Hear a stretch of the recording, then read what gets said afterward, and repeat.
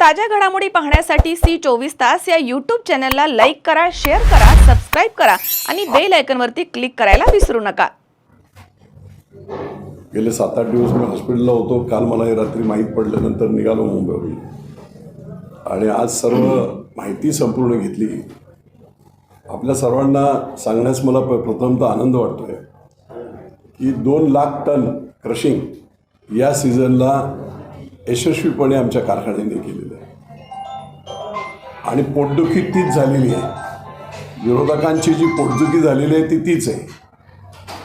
आपल्याला एक सांगू इच्छितो की हा कारखाना 2015 साली लायसन्स आम्ही घेतलं। 2015 ते 2022 आजूबाजूच्या काही कारखान्यांनी, मी आता नाव घेत नाही, औरंगाबाद हायकोर्टमध्ये पहिल्यांदा 7 रिट पिटिशन आणि त्याच्यानंतर हायकोर्टाचा निकाल आमच्या विरोधात गेला।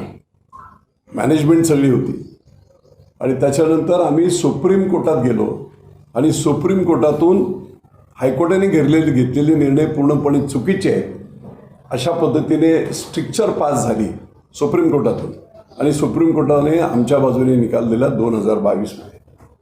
2 वर्षाच्या आत हा कारखाना आम्ही पूर्ण उभा केला। पुन्हा खूप अडचणी झाल्या, लिगल म्हणा किंवा कारखाना लेट झाला त्याच्यामुळे आलेली मशिनरी परत विकणे, काय करणे, करोडो रुपयांचं आमचं नुकसान झालं आणि हे करणारे संपूर्ण हेच आज जे विरोधक आमचे कारखानेवाले आहेत आजूबाजूचे, त्यांनीच केलेलं हे कारस्थान आहे। त्यांनी खर्च केला तो शेतकऱ्यांच्या पैशावर आमच्या विरोधात इथे कारखानाच होऊ नये म्हणून केला। त्या अकाउंटला त्यात करोडो रुपये असतात। म्हणजे सुप्रीम कोर्टात सुद्धा हरीश साळवे,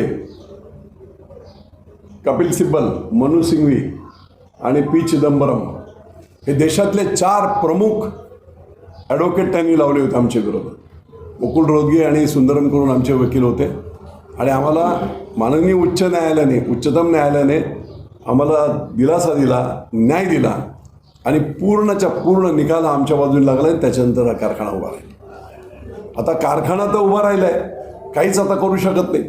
इथे कारखानाच होऊ नये ह्या प्रस्थापितांची त्यांचं ते स्वप्न होतं आणि गेले 40 वर्ष शेतकऱ्यांना लुटणे हेच ते करत होते, दरबारी राजकारण, आणि त्याच्यातून पुढे त्यांना ते पाहवलं नाही म्हणून आता कारखाना सुरू झाला आहे। 2 लाख टन क्रशिंग झालं आहे म्हणून त्यांच्या पोटात दुखते आणि वेगवेगळे प्रकार करतात। मी आपल्याला सांगू इच्छितो की 2 वेळा त्यांनी सॅबेटोज केले, अपघात, की गव्हाणीमध्ये अँगल टाकला गेला आणि तो अँगल पूर्ण येणार माझा 2.5 दिवस कारखाना बंद राहिला। परत एकदा अँगल टाकल्यानंतर तो त्या गव्हाणीच्या पूर्ण कन्व्हेअरमध्ये अडकला, सगळा कन्व्हेअर डिरेल झाला। ते करायला परत आम्हाला एक दिवस गेला। म्हणजे 2 वेळा अशा प्रकारचा घातपात करण्याचा प्रयत्न यांनी केला। 3ऱ्या वेळेस आता काही लोकांना हाताशी धरून हे सगळं काम त्यांनी केलेलं आहे की काट्याच्या संदर्भामध्ये, काट्यांची मी आपल्याला माहिती देतो। काल जिल्ह्याचे प्रमुख आहेत दराडे साहेब, ते आले स्वतः, सगळ्यांच्या समोर देखत त्यांनी चेकअप केलं। सगळ्याला स्टॅम्पिंग ज्याला बोलतात, सरकारी जेव्हा काटे चेक करतात आणि स्टॅम्प करतात ते स्टॅम्पिंग इंटॅक्ट आहे असा रिपोर्टसुद्धा त्यांनी लिहिला। एका काट्यामध्ये व्हेरिएशन जे येत होतं, 3 काटे सगळे चेक केले, स्टॅम्पिंग पूर्ण केलं। एका काट्यामध्ये व्हेरिएशन दिसत होतं 100, 200, 300 किलोचं, ते व्हेरिएशन होतं। आता स्टॅम्पिंग बरोबर असल्यानंतर व्हेरिएशन येत असेल तर तो आतल्या मशीनचा जो भाग आहे त्याला बऱ्याच कॉर्ड्स असतात, वायरिंग असतात आणि त्याच्यामध्ये कुठे कधी कधी होतं असं, त्यामुळे तो टेक्निकल फॉल्ट आहे। कंपनीला बोलावून आपण तो टेक्निकल फॉल्ट दूर करावा। तो किती आहे, 150-200, याच काट्यांवर चेक केला आणि तिकडे परत चेक केलं। त्यामुळे अगदी क्लिअर कट सरकारी अधिकाऱ्यांनी सगळ्या 400 लोकांच्या देखत सांगितलेलं आहे की स्टॅम्पिंग 3 काट्यांचं, 4ही काट्यांचं परफेक्ट आहे। एका काट्यामध्ये डिफरन्स देतोय, तो डिफरन्स जो आहे तो टेक्निकल एरर आहे असं त्यांनी दिलं आणि ते 7 दिवसाच्या टेक्निकल एरर तुम्ही दूर करावी आणि परत त्यांनी सगळेच्या सगळे काटे परत चेक करून स्टॅम्पिंग केलेत का। स्टॅम्पिंग म्हणजे त्याला सील टाईपचे, त्यामुळे हे सगळं प्री प्लॅनिंग, ज्या लोकांचा आमच्या इथे एक किलो ऊस नाही, ज्यांचा कारखान्याशी काही संबंध नाही, शेतकरी नाही, अशा लोकांनी हा सगळा प्लॅन करून मुद्दाम कारखान्याला बदनाम करण्याचं काम हे ठराविक विरोधकांच्या माध्यमातून केलं. हे स्पष्ट झालं आहे काय संबंध आहे त्यांचा. त्यामुळे एक दोन लोक जे आणखी त्याच्यात हे झाले, आता ते सोनायचे कोण कसे येतात, तुम्हाला दुसऱ्या कारखान्याचे अधिकारी ते कसे येतात, याच्यावर दुसऱ्या कारखान्याचे शेतकरी कसे येतात. त्यामुळे पूर्ण प्लॅन करून केलेलं आहे. माझं आपल्या माध्यमातून नेवासातील सर्व शेतकऱ्यांना आव्हान करायचं आहे, इथून 15 कारखाने ऊस घेऊन जात होते महाराष्ट्रात. 15, कधी पैसेच मिळायचे नाही, काही नाही. आणि म्हणून हा कारखाना सुरू झाल्यानंतर शेतकऱ्यांना प्रचंड रिलीफ मिळाला आहे. शेतकरी खुश आहे. आमचे शेतकरी कोणी विरोधात नाही, परंतु हे बाहेरचे लोक आणून अशा प्रकारचं हे जे केलेलं आहे हे पूर्णपणे कट कारस्थान आहे. निश्चितपणे आम्ही त्याच्यावर कारवाई करणार आहोत. कारखान्यामध्ये तुम्ही विदाऊट परमिशन कोणी युनियन असेल किंवा कोणी असेल आत येऊ शकत नाही. तुम्ही गव्हाणीत जाताय, तुम्ही ट्रॅक्टर आत घालून आमचे सगळे काटे बंद केले, कारखाना बंद केला. ही मोगलाई नाही आहे. त्यामुळे आम्ही संबंधितांवर ताबडतोब जो माफी मागितली नाही, तर जे कारखान्याच्या आत आले त्यांची नावं आहेत आमच्याकडे. आत्ताच आम्ही जाऊन पोलीस स्टेशनला ट्रेसपासर, आमच्या कंपनीमध्ये कोणत्याही प्रकारची परवानगी न घेता ट्रेसपासर म्हणून ते इथे घुसले. नंबर 1. नंबर 2, त्यांनी संपूर्ण कामकाज दादागिरीने बंद पाडलं. काही आमच्या स्टाफला धक्काबुक्की केली.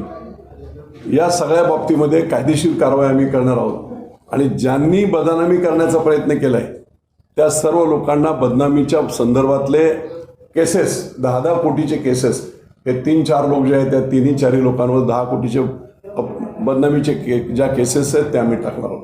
कोणालाही सोडणार नाही. सुप्रीम कोर्टापर्यंत जाऊन आम्ही शेतकऱ्यांच्या हितासाठी हा कारखाना उभा केला आहे.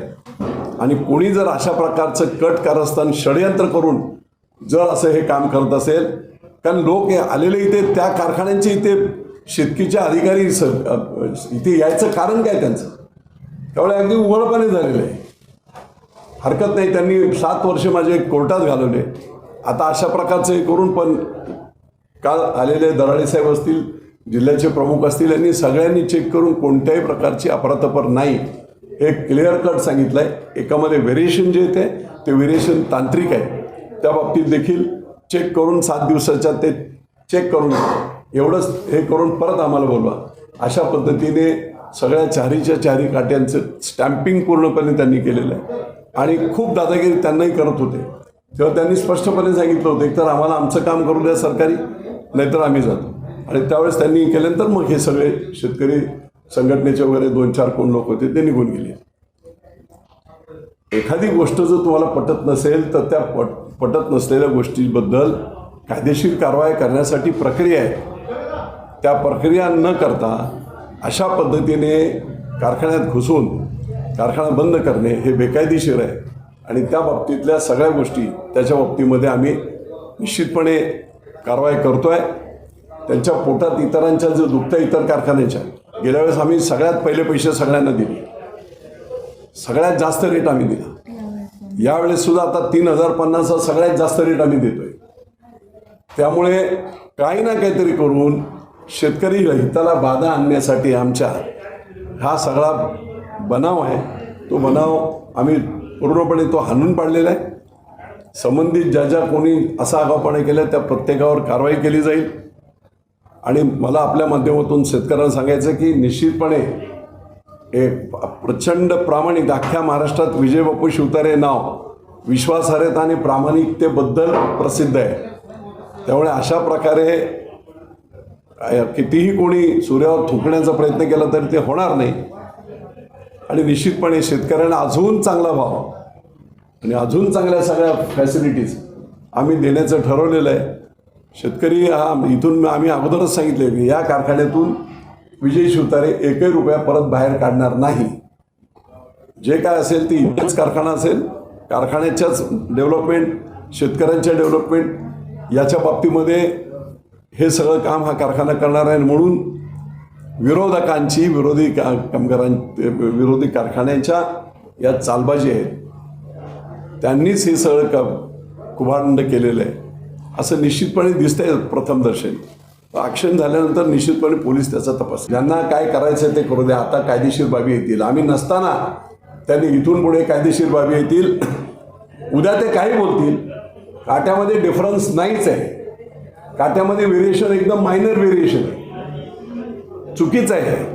आणि जबरदस्ती करून जर असं कोणी करत असेल तर कायदे आहेत ना. कोणी म्हणाले तसं उद्या कुठच्याही कारखान्यात जाऊन तुम्ही काही करायला लागला, कायद्याचं राज्य आहे, निश्चितपणे त्याच्यावर कायदेशीर कारवाई केली जाते. ज्या काट्यात व्हेरिएशन आहे तुम्ही म्हणताय, मग त्या काट्यावरूनच आपण मोजमाप घेतो की दुसऱ्या 3 काट्यांवर? नाही, सगळ्या 4ही काटे, हे का 4ही काटे एकत्र चालतात. एवढं मोठं तर 4000 टन क्रशिंग आहे पर डे, 4ही काटे चालत असतात ऑल. 19-12 स्टॅम्पिंग झालं होतं. 19-12 आता चेकिंग जे झालं होतं सगळं 19-12 झालं होतं. परत आता त्याच्यानंतर 2 दिवस आपल्याला हे होतं, क्लिनिंग होतं. पारंपरिक पद्धतीने मकर संक्रांतीला 2 दिवस सगळेच कारखाने बंद असतात, मेंटेनन्स वगैरे सगळं येतं. तर त्या काळात काय साफसफाईमध्ये कुठे वायर हल्ली, काय झाले, असा प्रकार झाला असेल. 19-12 स्टॅम्पिंग झालेलं आहे. हा सरकारी रिपोर्ट आहे, सगळे येऊन त्यांनी चेक केलं. 2 टनापर्यंत नाही 2 टन नाही हो, तुम्ही जरा रिपोर्ट बघा, दरांचा रिपोर्ट द्या. काटा इन्स्पेक्टर 1830चा फरक त्यामध्ये नाही, एक मिनिट. ते वेरी होत होतं. ते एकच गाडी 4 वेळा गेली ना, चार तो जो वेगळी खराब बसणार. झालेला काटा आहे ना, 4 वेगवेगळी त्याची हे आली होती. त्याच्यामध्ये त्यांनी एका याच्यावर 7,782 आणि 8,200, 8,200 मायनस 7,782 हा डिफरन्स. हा काटा इन्स्पेक्टरने दिलेला रिपोर्ट आहे. हा रिपोर्ट आहे, Final सरकारी रिपोर्ट आहे. सगळ्यांच्या समोर करून दिलेला रिपोर्ट आहे. आणि त्या सगळ्या आंदोलकांच्या समोर करून दिलेलं व्हेरिएशन किती आलं, बाकीच्या 3 काट्यावर आलं काय 8,200, इकडे आलं 7,780. व्हेरिएशन एवढंच आहे, अलाउड व्हेरिएशनच आहे 250 किलोचं. हा त्रास देत आहेत प्रस्थापित त्यांना. नाही, आणि याच्या पुढच्या काळातही शेतकऱ्यांनी कुठूनही वजन करून बाहेर आम्ही स्पष्टपणे सांगतो की शेतकऱ्यांनी सर्वांनी आपापलं वजन बाहेर करून आणा. आम्हाला काय इथे त्याचा काय संबंध, इथे त्याचा ऊस नाही, काय नाही. हा इथे का आला तो, इथे येण्याचं काय कारण? म्हणजे हा सगळा कट प्री प्लॅन्ड होता. शेतकरी संघटनेवाले येणार, तमाशा करणार, लोकांना त्रास देणार, त्याच्यानंतर मग फोन करून बोलवणार, मग ऋषिकेशला बनवणार, असे न्यूसेन्सवाले एकत्र करण्याचं काम करायचं असं प्लॅन करून त्यांनी केलं. ट्रेसपासचे गुन्हे दाखल करणार आणि अब्रू नुकसानीच्या नोटिसासुद्धा यांना देणार. आम्ही यांना सोडणार नाही. आणि तळापर्यंत कोण याच्यामध्ये आहे, कुणी हे सगळं कारस्थान केलं आहे. जसं कारखाना चालू करायला आम्हाला सुप्रीम कोर्टापर्यंत जाऊन ते यश मिळवलं आहे, निश्चितपणे अशा प्रकारे चुकीचं काम करण्याला आम्ही सोडणार नाही. या परिसरामध्ये जवळजवळ 30-40 वर्ष आम्ही हाल अपेक्षा भोगतोय. माझा स्वतःचा 1,500 टन ऊस कारखाना आला, 1,500. जसा कारखाना चालू झाला तसं इथं कोणी ना कोणी काही ना काही ते फक्त विघ्न कशा ना कशा प्रकारे फक्त कसं येईल एवढंच बघायचं. साहेब तुम्ही मला एक सांगा, हा कारखाना कोणत्या टोकाला आहे? एकदम शेवटच्या टोकाला कारखाना. अशी कोणती व्यक्ती होती की त्या शेवटच्या टोकाला येऊन एवढा मोठा उद्योग उभा करणार? पण बापूंनी फार मोठं धाडस केलं आणि इथल्या 10-20 किलोमीटर असं आम्ही म्हणतो, म्हणजे तसा तर शेवगाव, गंगापूर आणि आपला नेवासा याला तर दिलासा मिळालेलाच आहे. परंतु आमच्या 10-20 किलोमीटरच्या अंतरावर एवढं बॅकवॉटरचं पाणी आणि सगळ्या ऊसाचा बेल्ट असल्यामुळं आम्हाचे इतके हाल होत होते तर त्याचं नाव ते 5-5 एकर ऊस झालेले माणसं आहेत. 5-5 एकर ऊस आणि कोणतं राजकारण आणायचं, यांच्या कोणत्याही लोकांना नको ते लोक शेतकऱ्याला सुटायचे आणि त्यांचे हाल करायचे. पण हा कारखाना चालू झाल्यामुळं सगळ्याचे प्रश्न सॉल्व्ह झालेले, भाव बी सगळ्यापेक्षा चांगला मिळालेला आहे. आणि आता पुढचा बी तुम्हाला मी सांगतो का बापूंनी जो डिस्लरीचा जो प्लॅन चालू केलेला आहे त्यांनी त्यांच्या भाषणामध्ये सांगितलेलं आहे. तर सगळ्यापेक्षा 5 रुपये का होत नाही आपल्याला भाव जास्त तुम्हाला नाही. ही खाल्ल्या शेतकऱ्याला जास्त मिळणार आहे. आणि हीच पोटदुखी ही बाकीच्या लोकांच्या मनात ही सल भरलेली आहे. आणि यांचं राजकारण हे संपलेलं आहे. कोणी त्यांच्या दारात कोणी जाई नाही आता. हा मूळ मुद्दा इथं आला आहे. आज तुम्ही काल बघा इथं लोक अचानक आले, त्यांचं काही घेणं देणं नाही. 50 किलोमीटरचा ऊस इथं कोणाला जी काळजी होती मी नाव काही कोणाच घेत नाही, परंतु त्यांच्यावर ब्लॅकमेलिंगचा धंदा आहे हा संपूर्ण. स्पष्टपणे मी सांगतो तुम्हाला